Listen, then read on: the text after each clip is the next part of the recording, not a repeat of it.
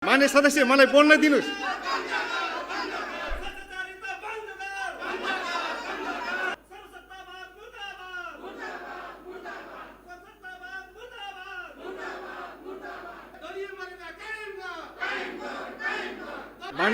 मान्य सदस्य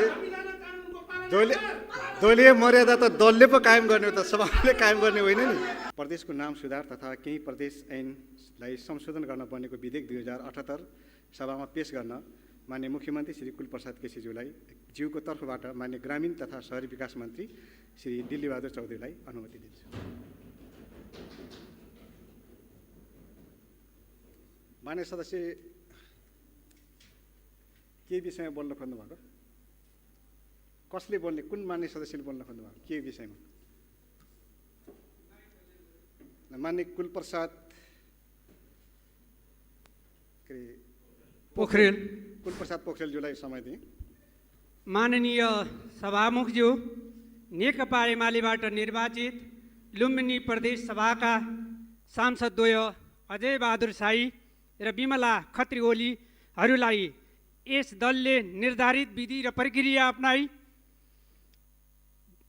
प्रक्रिया पुर्याई दल बर्खास्तीको सूचना प्रदेश सभा संसद सचिवालयमा दर्ता गराइसकेकोमा कानुन बमोजिम यथा समयमै किनारा लगाउनु पर्ने, विषयलाई अल्मलाउने, विलम्ब गर्ने र गर्नै नखोज्ने भएबाट हामी आन्दोलित छौँ।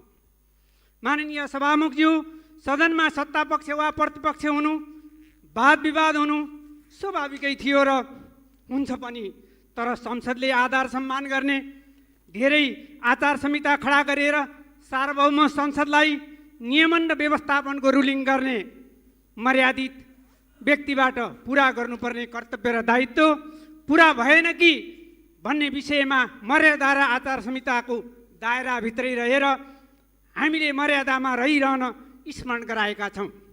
सभामुख महोदय, नेपालको संविधानको भाग 14 दफा 180 ङले जुन दलबाट निर्वाचित भएको हो, उक्त दलले दल त्याग गरेको सूचित गराएमा स्थान रिक्त हुने संवैधानिक व्यवस्था छ। संविधान नेपालको मूल कानुन हो र त्यही कानुन बमोजिम लुम्बिनी प्रदेश सभा नियमावली 2074 को परिच्छेद 23 दफा 190 ले दल त्याग सम्बन्धी कानुन बमोजिम हुने व्यवस्था गरेको छ। ऐजन 191 मा सदन चलेको अवस्थामा सदनलाई र नचलेको अवस्थामा सूचना टाँस गर्नुपर्ने व्यवस्था छ। यसै गरी ऐजन 192 मा यो प्रक्रिया पुगेका निज सदस्यको स्थान रिक्त हुने व्यवस्था छ। यसरी कानुनमा स्पष्ट व्यवस्था हुँदाहुँदै पनि निर्धारित कानुन बमोजिम नै सदन चल्ने र चलाउने पर्ने होइन र माननीय सभामुखज्यू, निष्पक्षता, तटस्थता, न्याय र समानतामा कानुनले अङ्गीकार गरेको विषय अन्यथा हुन सक्छ र? नेपालको संविधान, प्रचलित नेपाल कानुन र सम्बन्धित तहले निर्धारण गरेका कानुनी प्रावधानहरू सरकार, सदन, पदाधिकारी, सांसद तथा आम नेपाली नागरिक समेतले पालना गर्नुपर्ने कर्तव्यबाट अन्यथा हुन मिल्छ र? यसै सचिवालयले अमुक माननीय सदस्यहरूलाई अमुक सांसदले अनुशासनको कारबाही गरेर अमुक पार्टीले पुर्याएको विधि र प्रक्रिया अहिले किन लागू भइरहेको छैन? माननीय सभामुख महोदय, के यो समान बीच समान व्यवहार हुँदैन र? के फरक कुरा हो यो? त्यसै गरी आम नेपाली नागरिक समेतले पालना गर्नुपर्ने यी कुराहरूप्रति हाम्रो सदनले, सम्मानित सदनले समयमा विचार पुर्याओस्, यथाशीघ्र अविलम्ब कारबाही किनारा लगाइयोस् भन्ने हामी जोरदार माग गर्दछौँ। नेकपा एमाले लुम्बिनी प्रदेश सभा संसदीय दल र हामी सदस्यहरू।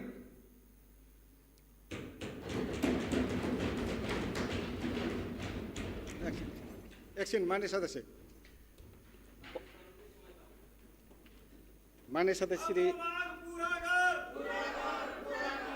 एकछिन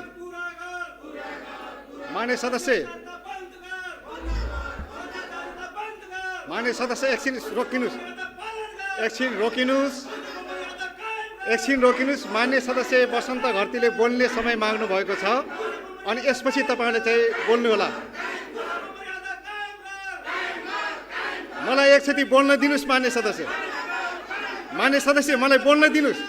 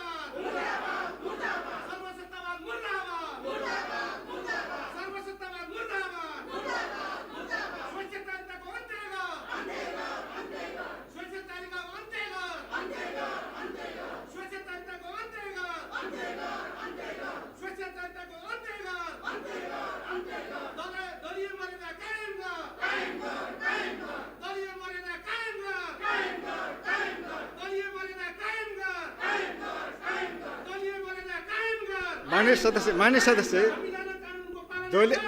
दलीय मर्यादा त दलले पो कायम गर्ने हो, त सभाले कायम गर्ने होइन नि।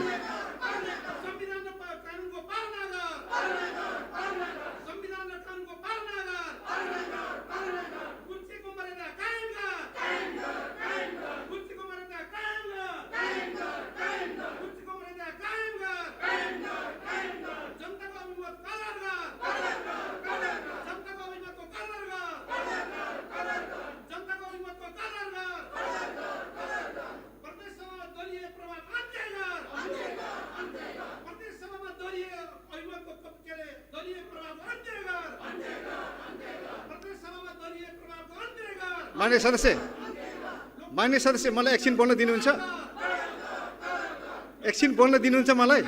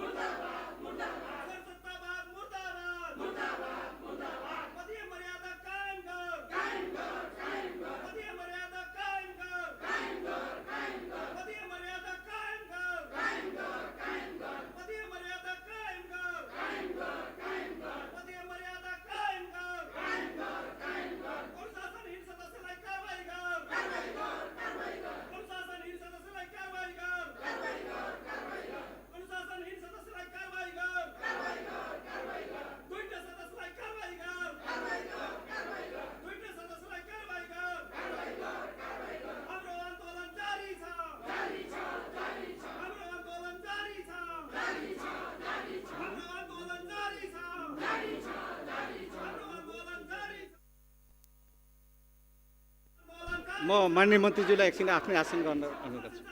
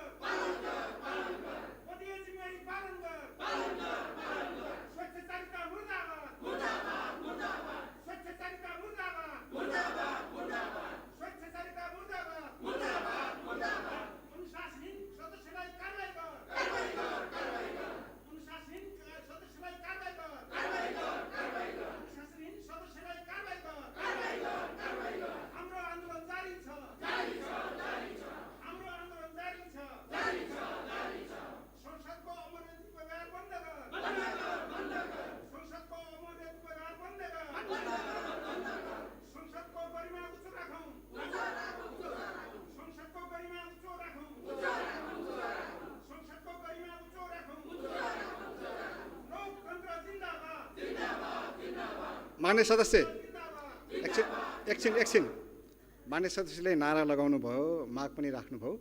एकछिन मेरो कुरा पनि राख्ने चाहिँ अनुमति चाहन्छु र मान्य सदस्यहरू एकछिन मान्य सदस्य एकछिन चाहिँ सिटमा बसिदिनुहोस्। मैले मेरो कुरा राख्छु अनि त्यसपछि चाहिँ कुरा गर्नु।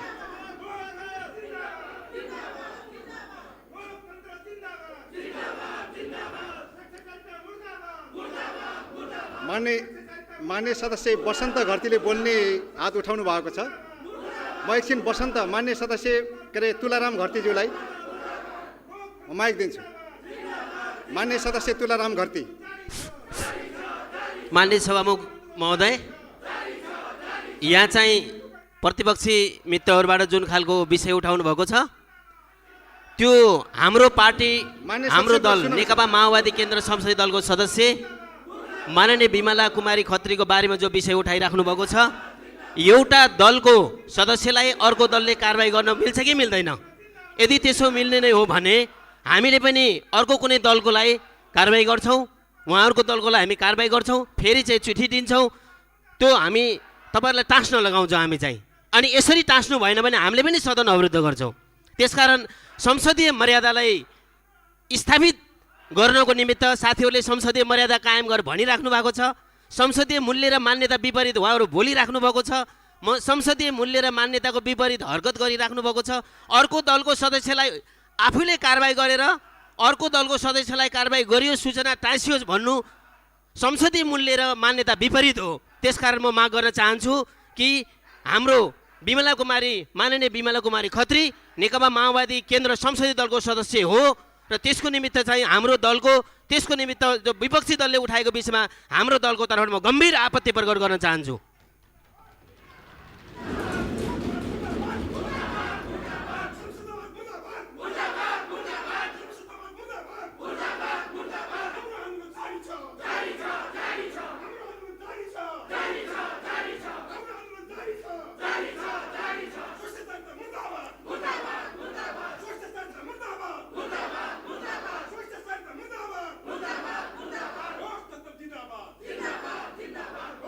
जिंदाबाद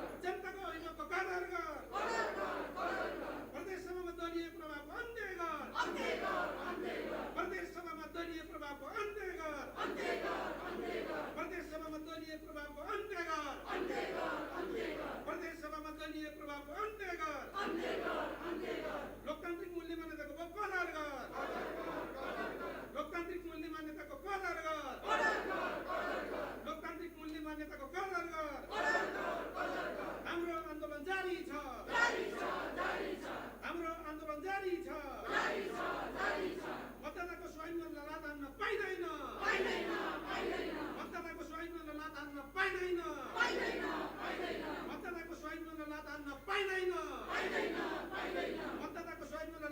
पाइँदैन हाम्रो आन्दोलन जारी छ हाम्रो आन्दोलन जारी छ हाम्रो आन्दोलन जारी छ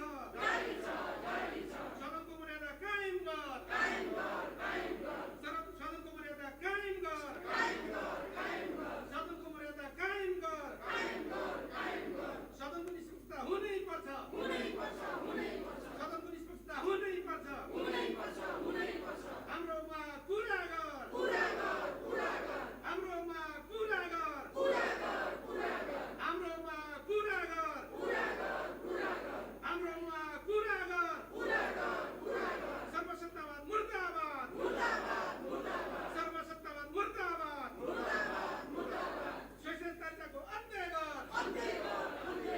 स्वेच्छाचारिताको अन्त्य गर स्वेच्छाचारिताको अन्त्य गर दलीय मर्यादा कायम गर दलीय मर्यादा कायम गर दलीय मर्यादा कायम गर संविधान र कानुनको पालना गर